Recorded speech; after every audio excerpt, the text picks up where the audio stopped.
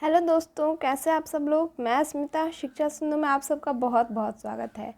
दोस्तों, अगर आप सभी सीटेट 2022 की तैयारी कर रहे हैं और शिक्षा सिंधु को अभी तक सब्सक्राइब नहीं किए हैं तो शिक्षा सिंधु को जल्दी से सब्सक्राइब कर लें, क्योंकि मैं स्मिता आप सबके लिए सीटेट 2021 दिसंबर जनवरी में जो एग्ज़ाम हुआ था ऑनलाइन एग्ज़ाम, उसके सभी दिनों के क्वेश्चन पेपर यानी 23 दिन तक आपका एग्ज़ाम चला था, तो 23 दिन के क्वेश्चन पेपर सही आंसर, वो आंसर जिसे सीटेट ने बताया है, जो आंसर सीटेट ने दिया है उस आंसर के साथ क्वेश्चंस को डिटेल में समझाते हुए आप सबके लिए लेके आ रही हूँ। तो दोस्तों, सीटेट 2022 की अगर आप बेहतरीन तैयारी करना चाह रहे हैं तो शिक्षा सिंधु के साथ जुड़े रहें, और अगर आप शिक्षा सिंधु के साथ पहले से जुड़े हुए हैं तो अपने दोस्तों को भी जोड़ें, ताकि वो भी आपके साथ शिक्षा सिंधु के साथ जुड़कर बेहतरीन तैयारी कर सके। तो दोस्तों, चलिए शुरुआत करते हैं सीटेट 2022 की तैयारी की। तो दोस्तों, जैसा कि मैं आप सबको पहले भी बताई हूँ कि इस वीडियो में हम सॉल्व करेंगे सीटेट 2021 में पूछे गए प्रश्न पत्र। 20 तारीख को जो एग्ज़ाम हुआ था 20 दिसंबर को, उसके क्वेश्चंस को सॉल्व करेंगे। दोस्तों, इससे पहले 16 दिसंबर को एग्ज़ाम हुआ था, जिसके क्वेश्चन हम सॉल्व कर चुके हैं। टोटल 5 सब्जेक्ट होते हैं आपके पेपर 1 में, और उसके 5 सब्जेक्ट के क्वेश्चन हम सॉल्व कर चुके हैं। आज हम सॉल्व करेंगे 20 दिसंबर के सीडीपी के क्वेश्चन को। 20 दिसंबर को जो एग्ज़ाम हुआ था उसके सीडीपी यानी चाइल्ड डेवलपमेंट पैडागोजी के क्वेश्चंस को सॉल्व करेंगे। ये क्वेश्चंस और नोट्स आपको टेलीग्राम चैनल पे मिल जाएंगे। तो अगर आप टेलीग्राम चैनल अभी तक ज्वाइन नहीं किए हैं दोस्तों, तो कर सकते हैं। शिक्षा सिंधु आप सर्च करेंगे टेलीग्राम चैनल पे, वैसे डिस्क्रिप्शन में आपको चैनल का लिंक मिल जाएगा, तो वहाँ से आप चैनल ज्वाइन कर सकते हैं। फेसबुक इंस्टाग्राम पे भी शिक्षा सिंधु को फॉलो और लाइक कर सकते हैं। तो दोस्तों, चलिए शुरू करते हैं। चाइल्ड डेवलपमेंट पैडागोजी के क्वेश्चंस को सॉल्व करना। फिर से एक बार मैं बता दूं, ये 20 दिसंबर का क्वेश्चन है, तो इसमें हम देखेंगे 30 क्वेश्चन आज सॉल्व करेंगे। 30 क्वेश्चन रहेगा 30 नंबर का, और यानी 1 नंबर एक क्वेश्चन के लिए। और कोशिश करिएगा कि 1 मिनट में एक क्वेश्चन सॉल्व करने की, क्योंकि एग्ज़ाम में भी आपको लगभग इतना ही टाइम मिलता है। 150 नंबर का एग्ज़ाम होता है और 150 मिनट आपको मिलता है, यानी एक क्वेश्चन के लिए 1 मिनट। तो दोस्तों, आप जब पूरा वीडियो देखिएगा, वीडियो पूरा ज़रूर देखिएगा, तो लास्ट में आप कमेंट में ज़रूर बताइएगा कि 30 में से कितने प्रश्न आपके सही हुए हैं, ताकि हम समझ सकें कि कैसे आपकी तैयारी चल रही है, और आप भी समझ सकें कि कितना क्वेश्चन आज आप सीख के गए हैं शिक्षा सिंधु के इस वीडियो से। तो चलिए हम शुरू करते हैं। आज का पहला क्वेश्चन देखना, यहाँ पे हिंदी और इंग्लिश दोनों में आपको ये क्वेश्चन देखने को मिलेगा। सबसे पहला क्वेश्चन है डेवलपमेंट यानी विकास के सिद्धांत से। तो दोस्तों, पहला क्वेश्चन है कि इनमें से कौन सा विकास का सिद्धांत नहीं है। विकास के सिद्धांत आप सब अभी तक पढ़ ही चुके होंगे, नहीं पढ़ चुके हैं तो आप पुराना प्लेलिस्ट देख सकते हो, वहाँ पे आपको ये सब पढ़ाया गया है। तो यहाँ पे पूछा गया है कि इनमें से कौन से विकास के सिद्धांत नहीं है। नहीं पे हमेशा ध्यान दें,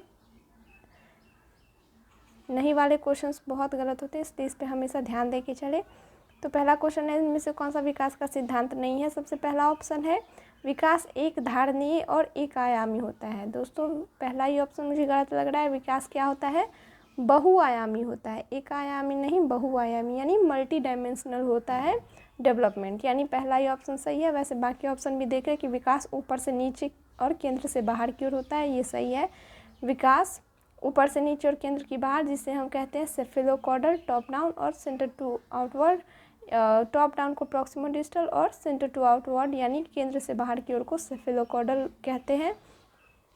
तीसरा विकास आनुवांशिकता और संपोषण से प्रभावित होता है, यानी नेचर और नर्चर, जिसे हम आनुवांशिकता और वातावरण भी कई जगह पढ़ते हैं, उससे हमेशा प्रभावित होता है। और हमेशा विकास सामाजिक सांस्कृतिक परिप्रेक्ष्य में होता है, यानी ये भी एक विकास का सिद्धांत है। यानी पहला का सही आंसर कौन सा है, ऑप्शन नंबर 1। दूसरा क्वेश्चन है कि शीर्षगामी सिद्धांत विकास के किस क्षेत्र पर लागू होता है, यानी सेफेलोकॉर्डल जिसके बारे में मैं आपको अभी बताई हूँ, सेंटर टू आउटवर्ड होता है। ये कौन से डेवलपमेंट के लिए एप्लीकेबल है, गामक विकास यानी मोटर डेवलपमेंट, भाषा विकास, लैंग्वेज डेवलपमेंट, संज्ञानात्मक विकास, कॉग्निटिव डेवलपमेंट, या फिर नैतिक विकास, मॉरल डेवलपमेंट। तो दोस्तों, ये शीर्षगामी सिद्धांत जो है ये गामक विकास के क्षेत्र पर लागू होता है। गामक विकास के 2 सिद्धांत होते हैं। सबसे पहला होता है शीर्षगामी, जिसे कहते हैं इंग्लिश में सेफेलोकॉर्डल या शीर्षगामी को, और दूसरा होता है प्रॉक्सिमो डिस्टल, जिसे कहते हैं हिंदी में अधोगामी यानी वो होता है सिर से पैर की ओर, और शीर्षगामी होता है केंद्र से बाहर की ओर। अगला प्रश्न है क्वेश्चन नंबर 3 कि भाषा विकास के संदर्भ में संवेदनशील अवस्था कौन सी है, यानी सबसे सेंसिटिव पीरियड कौन सा है लैंग्वेज डेवलपमेंट के लिए। जन्म पूर्व का समय, जन्म से पहले भाषा विकास की कोई बात नहीं होती, तो प्रीनेटल पीरियड इसका सही आंसर नहीं होगा। प्रारंभिक बचपन बहुत ही संवेदनशील अवस्था होती है किस चीज़ के लिए, भाषा विकास के लिए। इस अवस्था में बच्चे का भाषा विकास सबसे अधिक तीव्र गति से होता है। इस समय में बच्चे बड़ी आसानी से कोई भी भाषा सीख लेते हैं। इसके बाद बच्चे अगर मध्य बचपन या फिर युवा अवस्था में पहुंच जाए तो बहुत ही कठिनाई से वो नई भाषा सीख पाते हैं। मध्य बचपन में तो बच्चों को मिडिल चाइल्डहुड में बहुत मेहनत करना पड़ता है अगर कुछ नया सीखना चाहे, और युवा अवस्था में शायद ही बच्चे कुछ नई भाषा मेहनत के साथ सीख पाते हैं। लेकिन सबसे संवेदनशील अवस्था जो होती है वो प्रारंभिक अवस्था, यानी जिसे कहते हैं अर्ली चाइल्डहुड पीरियड, यानी दूसरा इसका सबसे सही आंसर है। क्वेश्चन नंबर 4 है कि परिवार में आरंभ होने वाली वह प्रक्रिया। क्वेश्चन को ध्यान से देखिएगा। सबसे पहले है क्या, वह प्रक्रिया जो कहाँ प्रारंभ होती है, परिवार में, जिसमें बच्चे अपने व्यक्तिगत पहचान जानना शुरू करते हैं, भाषा सीखते हैं और आरंभिक संज्ञानात्मक कौशल सीखते हैं। क्या कहलाती है, प्रारंभिक समाजीकरण, द्वितीय समाजीकरण, प्रच्छन्न अव्यकृत समाजीकरण या फिर सक्रिय समाजीकरण। तो दोस्तों आप सब जानते हैं कि सबसे पहली जो प्रक्रिया होती है आरंभ परिवार में, उसे परिवार में प्रारंभ होने वाली सबसे पहली प्रक्रिया जिसमें बच्चों का विकास होता है, भले ही वो विकास कैसा हो, व्यक्तिगत पहचान का हो, भाषा सीखने का हो, संज्ञानात्मक कौशल विकसित करने का हो, वो सारा विकास क्या कहलाता है, वो सारी प्रक्रिया क्या कहलाती है, सामाजिक प्रारंभिक समाजीकरण, जिसे इंग्लिश में कहते हैं प्राइमरी सोशलाइजेशन। यानी क्वेश्चन नंबर 4 का सही आंसर है ऑप्शन नंबर 1।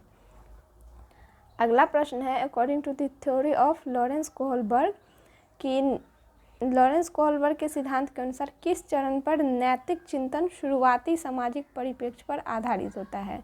दोस्तों आपने लॉरेंस कोहलबर्ग का सिद्धांत पढ़ा होगा, उसमें उन्होंने 3 लेवल बताए हैं, नैतिक विकास के 3 लेवल। पहला लेवल उन्होंने बताया है प्री कन्वेंशनल, कन्वेंशनल और पोस्ट कन्वेंशनल। लेट कन्वेंशनल कोई लेवल ही नहीं है, ये बस आपको कंफ्यूज करने के लिए यहाँ पे दिया गया है। बस 3 लेवल है, पूर्व पारंपरिक, पारंपरिक और उत्तर पारंपरिक। 3 चरण के बारे में इन्होंने बात की है और हर एक चरण में उन्होंने 2 स्टेज बताया है, यानी 3 चरण और 6 स्तर, जिसे इंग्लिश में कहते हैं 3 लेवल और 6 स्टेज। तो ये क्या क्वेश्चन में पूछा जा रहा है कि नैतिक चिंतन किस चरण में शुरू हो जाता है। तो दोस्तों नैतिक चरण की शुरुआत हो जाती है पारंपरिक चरण में। बच्चे जब पारंपरिक चरण में पहुंचते हैं, यानी बच्चे की आयु जब 10 से 13 वर्ष की हो जाती है, तब बच्चे क्या करते हैं, नैतिक रूप से सोचना प्रारंभ करते हैं। इसी में आप सुने होंगे गुड गर्ल, गुड बॉय जैसे चीज़ की बच्चे क्या करेंगे, अच्छी लड़की या फिर अच्छा लड़का बनने की कोशिश करेंगे सबके सामने में। बच्चे जो कानून व्यवस्था समाज में बनी रहती है चाहेंगे कि उसे पालन करके आगे बढ़े, यानी उसमें नैतिकता की शुरुआत हो जाती है। तो ऑप्शन 2 इसका सही आंसर है। अगला क्वेश्चन है क्वेश्चन नंबर 6 कि पियाजे सिद्धांत के सैद्धांतिक दृष्टिकोण से नई सूचना को अपने मौजूदा ज्ञान में शामिल करने को क्या कहते हैं। पियाजे के सैद्धांतिक अनुसार के दृष्टिकोण के अनुसार अगर कोई भी नई सूचना को अपने मौजूदा ज्ञान में शामिल किया जाए तो उसे ना तो सामाजिकरण कहेंगे ना ही संगठन कहेंगे, उसे कहा जाता है आत्मसातकरण। और दोस्तों यहीं पे अगर ये लिखा रहता कि नई सूचना को अपने मौजूदा ज्ञान में शामिल करके पूर्व से जो ज्ञान है यानी मौजूदा जो ज्ञान है उसमें बदलाव करना, उसे क्या कहते हैं, अगर बदलाव शब्द का प्रयोग किया रहता है तो उसे कहते हैं समायोजन। यानी अगर सिर्फ शामिल किया गया, बस इनटेक हुआ, बस टेकिंग न्यू इन्फॉर्मेशन हुआ तो वो होगा एसिमिलेशन। और अगर यहाँ पे कुछ चेंज करने की बात होती, कुछ बदलाव की बात होती तो वो होता है एकोमोडेशन यानी समायोजन। तो इसका सही आंसर है ऑप्शन नंबर 3। यहाँ पे बदलाव की कोई बात नहीं हो रही है, यहाँ पे बस बात हुई है क्या, नई सूचना को मौजूदा ज्ञान में शामिल करना, यानी ऑप्शन नंबर 3 है इसका सही आंसर। क्वेश्चन नंबर 7 है कि मीना अब शब्दों का प्रयोग करने लगी है, वह यह समझने लगी है कि शब्द वस्तुओं के प्रतीक हैं। अब तर्क करने लगी है, परंतु प्रत्ययों का संरक्षण और क्रमबद्धता नहीं कर पाती। मीना जीन पियाजे के संज्ञानात्मक विकास के किस अवस्था पे है? दोस्तों, अगर आपने संज्ञानात्मक विकास पियाजे के संज्ञानात्मक विकास का सिद्धांत पढ़ा होगा तो ये सारे क्वेश्चन बहुत इजी लगेंगे। इसमें बस आप इतना ध्यान दीजिए कि क्या क्या लिखा है क्वेश्चन में। मीना क्या कर रही है? तर्क करने लगी है, लेकिन क्या नहीं कर पाती है? ना संरक्षण कर पाती है, ना क्रमबद्धता करवाती है। यानी मीना लॉजिक तो लगाने लगी है, लॉजिकली सोचने तो लगी है, लेकिन वो कंजर्वेशन नहीं कर पाती है। तो ये कौन से स्टेज में होता है? पियाजे ने 4 अवस्था बताई है विकास की, तो यह किस अवस्था में होती है? ये होती है पूर्व संक्रियात्मक अवस्था, यानी प्री ऑपरेशनल स्टेज में जब बच्चा रहता है तो बच्चा तार्किक रूप से सोचने तो लगता है, तर्क तो करने लगता है, लेकिन बच्चा संरक्षण या क्रमबद्धता या कंजर्वेशन नहीं कर पाता। तो पियाजे के अनुसार सही ऑप्शन होगा ऑप्शन नंबर 1। अगला प्रश्न है क्वेश्चन नंबर 8 कि समीपस्थ विकास के क्षेत्र का समप्रत्यय किसने प्रतिपादित किया था? ये क्वेश्चन है लेव वाइगोत्स्की के सिद्धांत से। लेव वाइगोत्स्की के सिद्धांत में इन्होंने बात किया समीपस्थ विकास का क्षेत्र, जिसे इंग्लिश में कहते हैं जोन ऑफ प्रॉक्सिमल डेवलपमेंट। पियाजे वाइगोत्स्की के सिद्धांत जब हम पढ़े थे तो इसे मैं बड़ी डिटेल में आपको समझाई थी, अभी शॉर्टकट में कुछ समझा रही हूँ कि मान लीजिए बच्चा है, वो कोई वर्क कर रहा है, कोई काम कर रहा है, काम करते करते एक लेवल बच्चा सॉल्व कर लिया। अब इससे आगे बच्चे से सॉल्व नहीं हो रहा है वो काम, या फिर कोई भी वर्क है उस सॉल्व नहीं हो पा रहा है, तो क्या करता है? कोई उसकी मदद करता है, भले वो उसके पेरेंट्स हो, उसके टीचर हो, या कोई भी उस बच्चे की मदद कर रहा है। तो बच्चा क्या किया? लेवल 1 से लेवल 2 पे पहुंच गया। तो यहाँ तक बच्चा क्या किया? खुद की मदद से पहुँचा। यहाँ लेवल 2 पे क्या किया? किसी की हेल्प से पहुँचा। यानी लेवल 1 और लेवल 2 के बीच में जो ये जोन है, जो ये क्षेत्र है, इस क्षेत्र को कहेंगे समीपस्थ विकास का क्षेत्र, और इसे इंग्लिश में कहेंगे इस L1 L2 के बीच के जोन को जोन ऑफ प्रॉक्सिमल डेवलपमेंट। इसकी बात की थी किसने? लेव वाइगोत्स्की ने। अगला प्रश्न है क्वेश्चन नंबर 9 कि कौन सा कथन लेव वाइगोत्स्की के मूल सिद्धांत को सही मायने में दर्शाता है? क्या अधिगम एक अंतर्मन प्रक्रिया है, ऐसा कहा था लेव वाइगोत्स्की ने, या फिर लेव वाइगोत्स्की ने कहा था कि अधिगम एक सामाजिक क्रिया है? बिल्कुल सही। अधिगम के बारे में वाइगोत्स्की ने बताया था कि यह एक सामाजिक क्रिया है, या समाज के अंदर रह के समाज के साथ अंतःक्रिया करके अधिगम कर सकते हैं। अधिगम उत्पत्ति मूलक क्रमादेश है, या फिर अधिगम एक अक्रमबद्ध प्रक्रिया है जिसके 4 चरण हैं? ऐसा बिल्कुल नहीं कहा था किसने? लेव वाइगोत्स्की ने। इसका सही आंसर है ऑप्शन नंबर 2। अगला प्रश्न है क्वेश्चन नंबर 10 कि एक प्रगतिशील कक्षा में कौन सा विकल्प सार्थक शिक्षण को बढ़ावा देने के लिए व्यक्तिगत अधिगम विधि का उदाहरण है? यानी कौन सा एग्जाम्पल सही है किस चीज़ के लिए? प्रमोट करने के लिए मीनिंगफुल लर्निंग को। तो इसका सबसे पहला ऑप्शन है निरंतर व्यक्तिगत प्रतियोगिताओं का आयोजन करना। यानी अगर हमेशा कंपटीशन का, इंडिविजुअल कंपटीशन का रेगुलरली आयोजन किया जाए तो क्या ये सही होगा बढ़ावा देने के लिए व्यक्तिगत अधिगम को? बिल्कुल नहीं।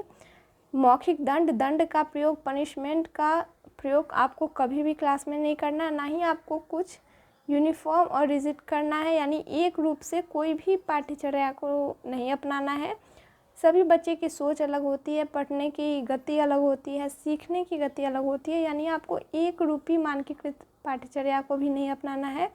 तो आपको करना क्या है? आपको करना है कि केवल अधिगम का मूल्यांकन, यानी ओनली बस असेसमेंट फॉर लर्निंग के जगह आपको किस चीज़ का यूज़ करना है? अधिगम के लिए मूल्यांकन पर बल देना है।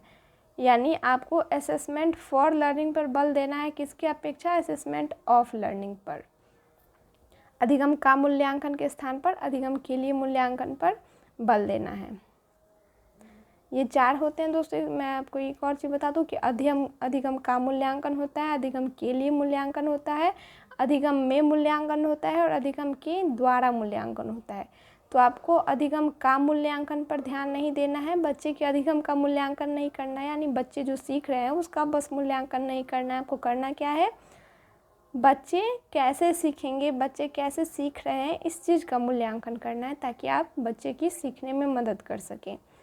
क्वेश्चन नंबर 11 है कि निम्नलिखित में से कौन सा विकास सिद्धांत इस बात का समर्थन करता है कि बच्चे संज्ञानात्मक विकास सांकेतिक भाषा विकास का पूर्वगामी है। यानी बच्चे में संज्ञानात्मक विकास सांकेतिक विकास का पूर्वगामी है।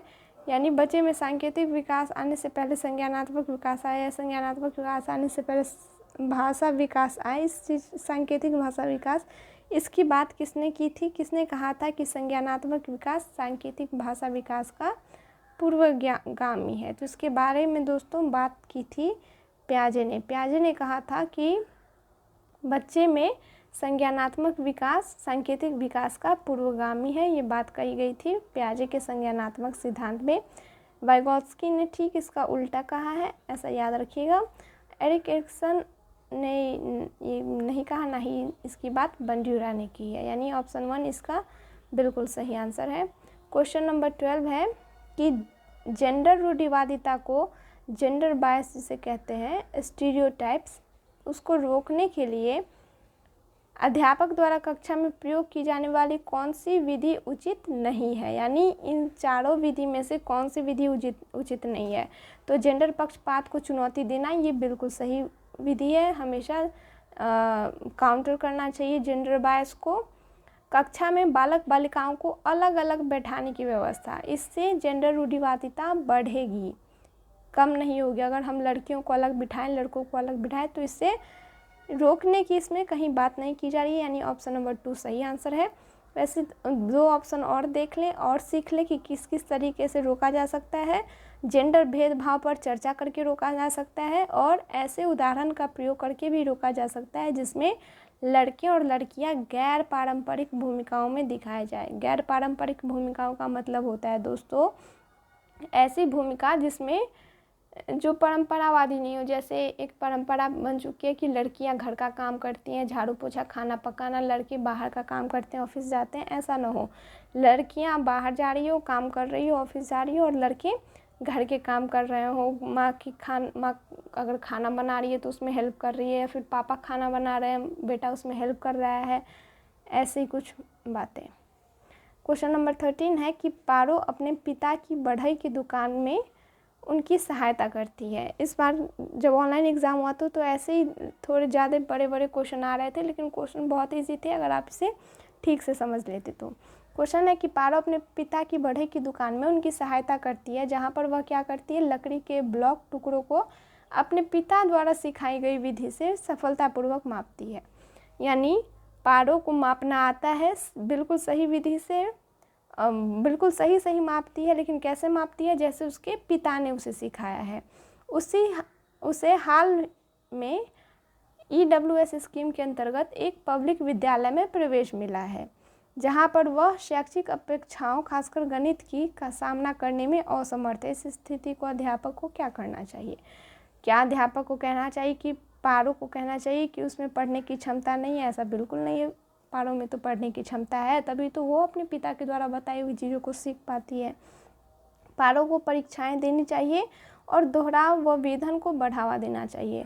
दोस्तों अगर बार बार दोहराव और वेधन जिसे कहते हैं ड्रिल एंड प्रैक्टिस, अगर बार बार यही रिपीट किया जाए, यही चीज़ बार बार रिपीट किया जाए ड्रिल और प्रैक्टिस, तो क्या होगा, पारो जो गलती कर रही है बार बार उसी गलती को दोहराएगी, उसमें कोई सुधार नहीं हो पाएगा, वो बार बार गलती को दोहराती रहेगी। तीसरा ऑप्शन है पाठ्यक्रम और अध्ययन को पारो के लिए प्रासंगिक बनाना चाहिए, और पारो द्वारा विद्यालय के बाहर सीखे गए गणितीय अनुभवों को समावेशन करना चाहिए। समावेशन, एसिमिलेशन, एकोमोडेशन क्या होता है ये तो आप अभी समझ ही चुके हैं, पियाजे के बारे में जब हम पढ़े थे अभी थोड़ी देर पहले एक क्वेश्चन में देखे थे।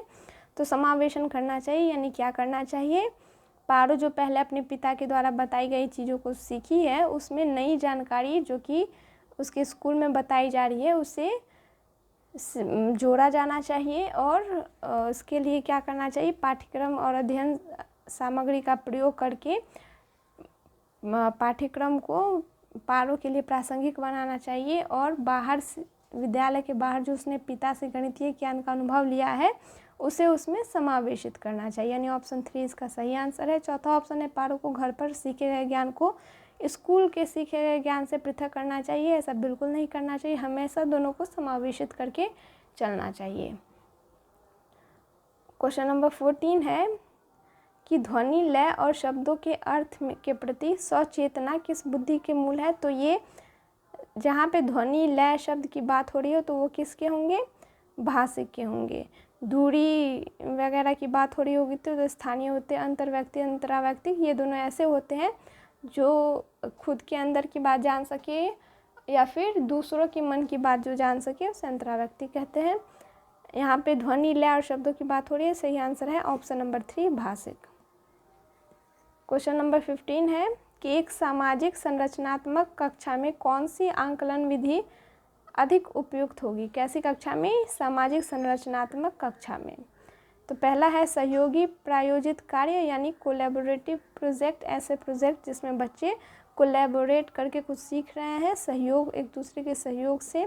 एक शब्दोत्तर वाले वस्तु पर प्रश्न यानी एक शब्द वाले वैसे प्रश्न, वस्तुनिष्ठ प्रश्न जिसे कहते हैं ऑब्जेक्टिव क्वेश्चंस। वैसे मानक परीक्षण, स्टैंडर्डाइज्ड टेस्ट यानी एक ऐसा क्वेश्चन सेट बना लेना और सभी बच्चों को सेट को दे देना सॉल्व करने के लिए और देखना कि कौन से बच्चे कितना क्वेश्चन सॉल्व कर पाए, या फिर मात्र स्मरण पर आधारित परीक्षण करना। तो दोस्तों सबसे सही आंसर क्या है, कोलैबोरेटिव प्रोजेक्ट हमेशा क्या करना चाहिए, सामाजिक संरचनात्मक कक्षा में आकलन के लिए सहयोगी प्रायोजित कार्य का प्रयोग करना चाहिए, कोलैबोरेटिव प्रोजेक्ट का प्रयोग करना चाहिए। क्वेश्चन नंबर 16 है कि सतत एवं व्यापक मूल्यांकन में सतत से क्या अभिप्राय है। तो सतत से अभिप्राय क्या ये है कि अध्यापन के दौरान विभिन्न उपकरणों का प्रयोग करते हुए छात्रों का साथ साथ मूल्यांकन करना एवं उसकी सहायता करना। ये ऑप्शन बिल्कुल सही है, बाकी ऑप्शन भी देख ले कि वो क्यों गलत है। दूसरा ऑप्शन है अंकों, ग्रेड व अन्य प्रकार के छात्रों की उपलब्धि की सतत तुलना करना। दोस्तों हमें कभी भी बच्चों के बीच क्या नहीं करना चाहिए, तुलना नहीं करना चाहिए, चाहे वो उनके अंक से हो, ग्रेड से हो या फिर किसी और प्रकार की उपलब्धि से हो। अगला ऑप्शन है कि निश्चित अंतराल पर पूरे शैक्षणिक वर्ष में औपचारिक पेपर पेंसिल परीक्षा बस ले लेनी चाहिए, ऐसा भी नहीं करना चाहिए। ना ही ऐसा करना चाहिए कि समय समय पर बच्चों के स्मरण और प्रत्याहन की योग्यता का मापन करना चाहिए बस। यानी ये इसका क्वेश्चन नंबर 16 का ऑप्शन नंबर 1 सबसे सही आंसर है। बढ़ते हैं अगले प्रश्न की ओर। अगला प्रश्न है कि शिक्षार्थियों को किस प्रकार के लक्ष्य निर्धारित करने के लिए प्रोत्साहित किया जाना चाहिए। किस प्रकार के गोल के ओर उसे प्रोत्साहित करना चाहिए। प्रवीणता अभिमुखी गोल जिसे कहते हैं मास्टरी ओरिएंटेड गोल, या फिर बस असफलता से बचने के वाले लक्ष्य, या फिर असफलता को स्वीकार करने वाले लक्ष्य, या फिर आत्म पराजित लक्ष्य। दोस्तों सबसे बेस्ट है क्या, प्रवीणता अभिमुखी लक्ष्य जिसे कहते हैं मास्टरी ओरिएंटेड गोल। अगला प्रश्न क्वेश्चन नंबर 18 कि निम्न में से कौन सा समावेश का नियम है, यानी इंक्लूजन का निम्न में से कौन सा नियम है। विभेदन, मानकीकृत अनुदेशन, व्यक्तिगत विभिन्नताओं को स्वीकार करना, या फिर पृथक्करण और नामांकित करना। दोस्तों अगर आप सब ये पढ़ें इंक्लूजन का कौन सा नियम है तो आप हमें कमेंट बताएं कि कितने नियम है इंक्लूजन की, यानी समावेश के कौन कौन से नियम है। सारे नियम के नाम आपको अगर ना पता हो तो बस यही बताइएगा कि कितने नियम हैं इंक्लूजन के। अगला प्रश्न है क्वेश्चन नंबर 19 कि एक बच्चा जो आंशिक रूप से देख सकता है उसे क्या करना चाहिए। घर पर शिक्षा प्राप्त करने के लिए प्रेरित करना चाहिए। ऐसा बिल्कुल नहीं है कि उसे घर पे ही रखना चाहिए, घर पे ही शिक्षा प्राप्त करने के लिए कहा जाना चाहिए। उसे एक अलग संस्थान में रखने की ज़रूरत है, बिल्कुल नहीं। उसे कभी भी हमें बाकी बच्चों से अलग नहीं करना है। तो क्या उसे समावेशी प्रावधानों का पालन करने वाले नियमित स्कूल में डाल देना चाहिए, बिल्कुल सही। समावेशी प्रावधानों का पालन करने वाले नियमित स्कूल, यानी समावेशी कक्षा हो जिस स्कूल में सभी बच्चों के लिए अलग अलग शिक्षण विधि का प्रयोग किया जा रहा हो, पढ़ाने के लिए शिक्षक सहायक सामग्री उचित रूप से मौजूद हो सभी विद्यार्थियों के लिए, वैसे स्कूल में डालना चाहिए। ऑप्शन 4 देख ले, बिना किसी विशेष प्रावधान वाले नियमित स्कूल में डाल देना चाहिए ताकि उसकी स्थितियों से जूझने की क्षमता विकसित हो। ऐसा बिल्कुल नहीं करना चाहिए। ऑप्शन नंबर 3 इसका सबसे सही आंसर है। क्वेश्चन नंबर 20 है कि निम्न में से कौन सी शिक्षा प्रणाली कक्षा में सृजनात्मकता में सहायक होगी। सबसे पहली शिक्षा प्रणाली का नाम दिया गया है कल्पनाशील उत्तरों को स्वीकारना। बिल्कुल सही, हमेशा कल्पनाशील उत्तरों को क्या करना चाहिए, स्वीकारना चाहिए। यानी ऑप्शन 1 जिसमें है वो ऑप्शन सही है, इसमें ऑप्शन 1 नहीं है। विचार मंथन पर बल देना, विचार मंथन पर हमेशा बल दिया जाना चाहिए, यानी ऑप्शन 2 वाले भी ऑप्शन सही होंगे। अगला है अभिसारी चिंतन पर बल देना। दोस्तों ये सही नहीं है, क्यों सही नहीं है ये समझिए। चिंतन 2 प्रकार के होते हैं, एक चिंतन होता है अपसारी चिंतन और एक होता है अभिसारी चिंतन। दोस्तों इसे इंग्लिश में कहते हैं अपसारी को डाइवर्जेंट थिंकिंग कहा जाता है अपसारी को, और अभिसारी को कहा जाता है कन्वर्जेंट थिंकिंग। अब डाइवर्जेंट, कन्वर्जेंट, अपसारी, अभिसारी तो आप सब ने पढ़ा ही होगा आज तक कि क्या होता है, बस उसे चिंतन से जोड़ दीजिए। वो चिंतन जो बहुत दिशाओं में फैली हो उसे कहते हैं अपसारी चिंतन। यानी एक कोई प्रॉब्लम है, इसका बहुत सारा सॉल्यूशन ढूंढना, ये होता है अपसारी चिंतन। और बहुत कुछ है और बस एक चीज़ पे अटके रहना, एक सॉल्यूशन पे अटके रहना, बार बार जाना और एक ही सॉल्यूशन का प्रयोग करना, ये है अभिसारी चिंतन। यानी हमेशा क्या करना चाहिए, हमें किस पे बल देना चाहिए, जिसमें बहुत सारा सॉल्यूशन ढूंढ सके, बहुत तरीके से सॉल्यूशन ढूंढ सके, ऐसा आप कह सकते हैं। बहुत सारे तरीके से का प्रयोग करके किसी एक प्रॉब्लम का सॉल्यूशन ढूंढना बेस्ट रहेगा किसी भी प्रॉब्लम के लिए। यानी अभिसारी चिंतन सही नहीं है, ज़्यादा सही क्या है अपसारी चिंतन। यानी अभिसारी चिंतन पर बल नहीं देना चाहिए। ऑप्शन 3 जिसमें होगा वो ऑप्शन सही नहीं होगा। अब बचा 2 ऑप्शन। अब देखते हैं असहमति के प्रति सहनशीलता होना, ये भी सही है। हमेशा क्या होना चाहिए, अगर किसी की असहमति है किसी चीज़ को लेकर तो उसके प्रति सहनशील होना चाहिए, यानी ऑप्शन 4 इसका सही आंसर है। क्वेश्चन नंबर 21 है कि एक स्वैर चिंतन यानी आत्म विमोह वाले छात्र जो आयोजित, ऐसे छात्र जिससे खुद से कोई मोह ना हो, उसे आत्म विमोह वाले छात्र जो आयोजित सत्र के सामूहिक क्रियाकलाप को करने में कठिनाई का सामना कर रहा है, उसकी सहायता करने के लिए निम्नलिखित में से कौन सी समावेशी दृष्टिकोण के अनुरूप नहीं है। ध्यान दें, समावेशी दृष्टिकोण के अनुरूप पूछ रहा है, कौन सा सही नहीं है। सामूहिक कार्य के दौरान उपयुक्त प्रत्यक्ष और लिखित सामग्री देना, ये सही है। सामूहिक दृष्टिकोण के अनुसार हमें नहीं वाला ढूंढना है। अगला है बच्चे को कम शोर वाले विश्रांत वातावरण में युग्मों में कार्य करने की अनुमति देना, ये भी सही है। बच्चे को पेयर में काम करने के लिए दिया जाए या फिर ग्रुप वर्क दिया जाए, ये दोनों सही है। बच्चे को विशिष्ट स्कूल में भेज देना चाहिए, यानी कोई स्पेशल स्कूल इस तरह के बच्चों के लिए जो बनाया हुआ हो उसमें भेज देना चाहिए, यानी बाकी बच्चों से नॉर्मल स्कूल से अलग कर देना चाहिए, नॉर्मल बच्चों से अलग कर देना चाहिए। दोस्तों ये सही नहीं है, यानी ऑप्शन नंबर 3 इसका सही है, सही आंसर है, क्योंकि हमें नहीं वाला आंसर, नॉट वाला आंसर ढूंढना है। समान कक्षा में प्रतिकारी ट्यूटर की मदद लें, यानी प्रतिकारी ट्यूटर कहा जाता है रेमेडियल टीचर या फिर रेमेडियल टीचर, प्रतिकारी ट्यूटर की मदद लेनी चाहिए, ये भी सही है, यानी ऑप्शन नंबर 3 इसका सही आंसर है। क्वेश्चन नंबर 22 है कि एक प्राथमिक कक्षा में शिक्षक को छात्रों को प्रश्न पूछने के लिए क्या करना चाहिए। छात्रों को हमेशा प्रश्न पूछने के लिए प्रोत्साहित करना चाहिए, ना ही हतोत्साहित करना चाहिए, ना ही अनुमति देने से नहीं देना चाहिए या फिर ना ही सजा देनी चाहिए। ऑप्शन नंबर 1 इसका सही आंसर है। क्वेश्चन नंबर 23 है कथन और कारण वाला, यानी एक कथन दिया रहेगा और फिर उसके आगे उसका रीज़न यानी कारण दिया रहेगा। आपको चुनना रहेगा कि कथन सही है, कारण सही है, क्या कथन के लिए जो कारण दिया हुआ है वो सही है या फिर दोनों गलत है। तो क्वेश्चन है कि विद्यालय को छात्रों में पाठ्य पुस्तकों को याद करके पुनः उगल देना, यानी पाठ्य पुस्तक में जो लिखा हुआ है उसे याद करो और वापस उसे वैसे ही ज्यों का त्यों कह दो, जिसे रोट लर्निंग एक तरह से कह सकते हैं।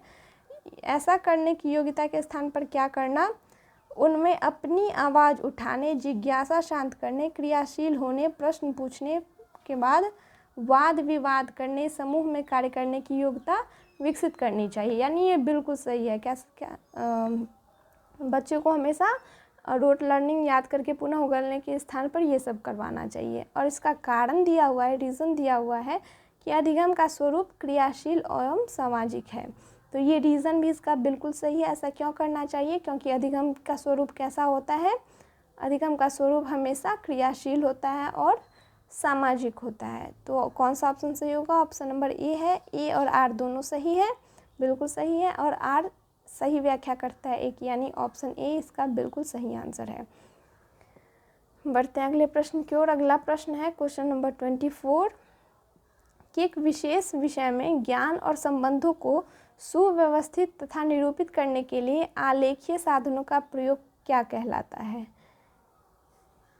ग्राफिकल टूल्स जिसे कहते हैं, ग्राफिकल टूल्स आरेखीय साधनों को उसका प्रयोग करना क्या कहलाता है? कैसे इसके समय एक विशेष विषय के ज्ञान और संबंधों को सुव्यवस्थित तथा निरूपित करने में।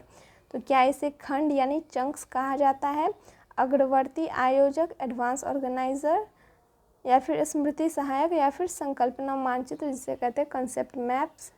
तो क्या कहा जाता है? क्वेश्चन नंबर 24 का सही आंसर क्या होगा? क्वेश्चन नंबर 24 का सबसे सही आंसर होगा, अगर बात हो रही हो संबंधों को सुव्यवस्थित और निरूपित करने में आलेखीय साधनों का प्रयोग, तो इसे कहा जाता है कंसेप्ट मैप्स यानी संकल्पना मानचित्र। ऑप्शन नंबर 4 इसका सही आंसर है। क्वेश्चन नंबर 25 है कि उस उदाहरण को चुनिए जो आंतरिक प्रेरणा को दर्शाता हो, यानी यहाँ पे 4 उदाहरण दिए हुए हैं, इन सब में वैसा आंतरिक मोटिवेशन आपको जिसमें दिख रहा हो उस ऑप्शन को आपको चूज़ करना है। तो क्वेश्चन नंबर ऑप्शन है कि रोशनी परीक्षा में अच्छे अंक के लिए परिश्रम कर रही है क्योंकि उसके माता पिता उसे 90% से ऊपर अंक लाने के लिए क्या देंगे? घड़ी दिलाने वाले हैं। घड़ी दिलाना आंतरिक प्रेरणा नहीं, ये एक बाह्य प्रेरणा है। रूमी अपना गृह कार्य पूरा कर रहा है क्योंकि उसके माता पिता फिर उसे टीवी देखने देंगे। ये भी टीवी एक बाहरी प्रेरणा है जिसके कारण वह यह कार्य कर रहा है। रोमा बहुत सी पुस्तकें पढ़ रही है क्योंकि रीडिंग स्टार बोर्ड पर अपना नाम ऊपर लाकर वह अध्यापिका को की प्रशंसा पाना चाहती है, यानी वह अपना नाम ऊपर लाना चाहती है, वो अध्यापिका की प्रशंसा पाना चाहती है। ये सब बाह्य प्रेरणा है। अपनी परियोजना कार्य के लिए रवि विभिन्न स्रोत तलाश कर रहा है क्योंकि नई जानकारी लेने में वो रुचि रखता है, यानी वो खुद उसकी उसमें रुचि है जिसके कारण रवि ऐसा कर रहा है, यानी रवि की यह आंतरिक प्रेरणा है, वो आंतरिक रूप से प्रेरित है क्या करने में? अपनी परियोजना कार्य को विभिन्न कार्य के लिए विभिन्न स्रोत को तलाशने में, यानी ऑप्शन नंबर 4 इसका सही आंसर है। अगला प्रश्न है क्वेश्चन नंबर 26 कि इनमें से कौन सी नीति छात्रों को चिंता का सामना करने में सहायता नहीं देती है? इनमें से कौन सी नीति, क्वेश्चन में ध्यान दें, नहीं पूछ रहा है कौन सी नीति हेल्प नहीं कर रही है स्टूडेंट को चिंता का सामना करने में। ऑप्शन नंबर 1 है छात्रों को अधिगम की प्रभावकारी और अर्थपूर्ण विधियाँ सिखाना, छात्रों को लघु अवधि के यथार्थवादी लक्ष्य निर्धारित करने में सहायता देना, या फिर छात्रों को अपनी चिंता की अनुभूति का स्रोत पहचानने में मदद करना। ये तीनों सही है, यानी ये तीनों क्या करते हैं? चिंता का सामना करने में सहायता करते हैं। तो यानी ऑप्शन 4 इसका सही ऑप्शन होगा। कक्षा में छात्रों के प्रदर्शन की एक दूसरे से तुलना करना। दोस्तों मैं बार बार आपको बताई थी कभी भी कंपेयरिंग की बात हो तो वो सही नहीं होता है, यानी आपको यहाँ पे नहीं पूछ रहा है, नॉट पूछ रहा है क्वेश्चन में, तो आप क्या कौन सा ऑप्शन देंगे? Option number 4। अगला प्रश्न है कि रचिता एक गणित अध्यापिका है, अपने छात्रों की भाषा कथन वाले प्रश्नों में सही प्रक्रिया पहचानने में त्रुटियों का विश्लेषण कर रही है। यानी ऐसे क्वेश्चन आप लोग भी सॉल्व किए होंगे कि कुछ लैंग्वेज में लिखे रहते हैं, डायरेक्ट ऐड सब्सट्रैक्ट ऐसे ना लिख करके लैंग्वेज में कुछ क्वेश्चन लिखे रहेंगे कि जैसे राम बाजार गया, वहाँ पे इतने सेब खरीदा, फिर इतने रुपए दिए। ऐसे कुछ लैंग्वेज के प्रश्न हैं जिसे बच्चे सही रूप से सॉल्व नहीं कर पा रहे हैं, तो क्या करती है अपने बच्चों की भाषा कथन वाले प्रश्नों में सही प्रक्रिया पहचानने में त्रुटियों का विश्लेषण कर रही है। तो इसके पीछे रचिता यानी उस गणित अध्यापिका का क्या उद्देश्य है? पहला ऑप्शन है अधिक त्रुटियों वाले छात्रों का कम त्रुटियों वालों से पृथक करना। ऐसा बिल्कुल वो नहीं चाहती कि जो ज़्यादा त्रुटि किए हैं उसको अलग करो कम त्रुटि वाले से। या फिर अधिक त्रुटियों वाले छात्रों को दंड स्वरूप अधिक प्रश्न देना, किसी भी प्रकार का दंड न देना है, चाहे वो भले ही अधिक प्रश्न जैसा कुछ दंड क्यों ना हो।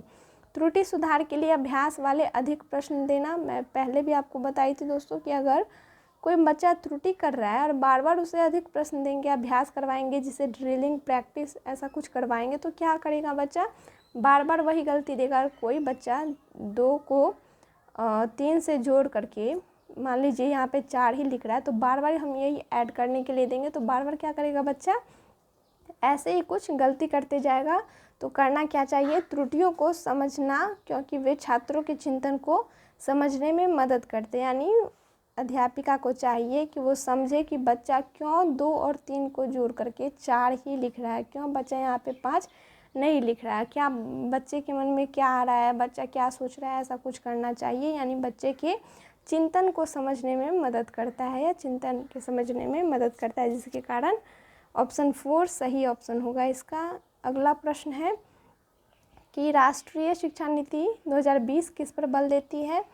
परीक्षा के लिए पढ़ना, स्मरण आधारित शिक्षा, वेधन और अभ्यास, या फिर संप्रत्ययी समझ, जिसे कहते हैं कॉन्सेप्चुअल अंडरस्टैंडिंग। ऑप्शन 4 इसका सही आंसर है। क्वेश्चन नंबर 29 है कि बच्चे किस शिक्षा शास्त्र द्वारा सबसे अधिक अर्थपूर्ण अधिगम करते हैं। सबसे पहला ऑप्शन है व्याख्यान और प्रत्यक्ष अनुदेश द्वारा, यानी लेक्चर और डायरेक्ट इंस्ट्रक्शन अगर बच्चे को दिया जाए तो बच्चे बिल्कुल इसे अच्छे से नहीं सीखेंगे। अगर बच्चे के सामने जाके लेक्चर दे दिया जाए, बच्चे बोर हो जाएंगे। अगला है पुनरावृत्ति यंत्रवत अभ्यास करना, या फिर जब वे कार्य और क्रियाकलापों में कार्यशीलता से भाग लेते हैं, यानी एक्टिवली जब बच्चा इंगेज्ड रहता है, या फिर कार्य को पूर्ण करने में विभिन्न चरणों पर उपयुक्त इनाम देना। हमें किसी भी प्रकार का कुछ ये नहीं देना, रिवॉर्ड नहीं देना, भले ही वो क्योंकि रिवॉर्ड क्या होता है, वो बच्चे को बाहरी रूप से प्रेरित करता है, उससे बच्चे के अंदर आंतरिक रूप से प्रेरणा नहीं आती है। यानी ऑप्शन 3 इसका सही आंसर है। और आज का लास्ट क्वेश्चन है कि छात्रों को विभिन्न प्रकार की सामग्री का प्रावधान करवाना और उन्हें अपने अधिगम को स्वनिर्देशित करने की स्वतंत्रता देना किस चीज़ को बढ़ावा देने के लिए एक विधि है। क्या यह यंत्रवत अधिगम के लिए एक विधि है, या फिर प्रतिस्पर्धात्मक अधिगम के लिए एक विधि है, या फिर अन्वेषित अधिगम, या फिर निर्देशात्मक अधिगम। तो दोस्तों इसका सबसे सही आंसर क्या होगा, ऑप्शन नंबर 3, यानी ये क्या है, डिस्कवरी लर्निंग को बढ़ावा देने की एक विधि है, यानी अन्वेषित अधिगम की एक विधि है। ऑप्शन नंबर 3 इसका सही आंसर होगा। तो दोस्तों यहाँ पे ख़त्म होते हैं आज के 30 प्रश्न। तो आप हमें कमेंट में ज़रूर बताएं कि इस 30 में से कितने क्वेश्चन आपके सही हुए हैं। भले ही आपके 2 क्वेश्चन क्यों ना सही हो, 5 क्यों ना सही हो, मैं बस इतना ही समझती हूँ कि आप अगर 2 सही हैं तो आप 28 सीख के गए हैं, 25 सीख के गए हैं। अगर कोई और क्वेश्चन हो, कुछ और डाउट हो, कुछ समझ में ना आया हो, तो आप हमें कमेंट में वो भी बता सकते हैं। शिक्षा सिंधु को ऐसे ही देखते रहें, लाइक करते रहें। पसंद आया हो तो लाइक ज़रूर कीजिएगा। चैनल को अगर अभी तक सब्सक्राइब नहीं किए तो ज़रूर कर लें, क्योंकि हम सभी 23 दिन के क्वेश्चन को सॉल्व करने वाले हैं। 23 दिन तक आपका एग्ज़ाम चला था, सभी क्वेश्चन को सॉल्व करेंगे। तो दोस्तों शिक्षा सिंधु को देखने के लिए बहुत बहुत धन्यवाद। ऐसे ही जुड़े रहें, देखते रहें, और ऐसे ही अपना प्यार शिक्षा सिंधु के साथ बांटते रहें। धन्यवाद।